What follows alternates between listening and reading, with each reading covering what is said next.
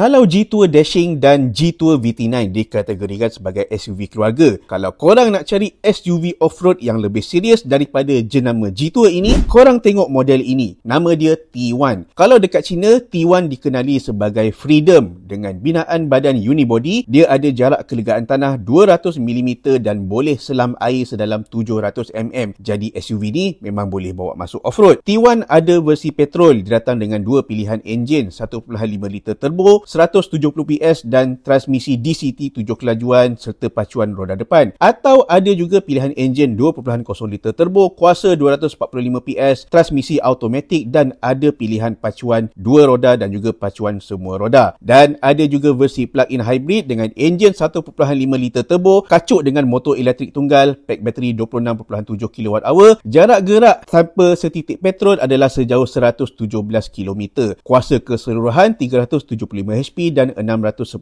Nm. G-Tour T1 ini antara model yang bakal masuk Malaysia. Jadi korang suka ke tak design T1 ni? Cuba komen sikit kat bawah.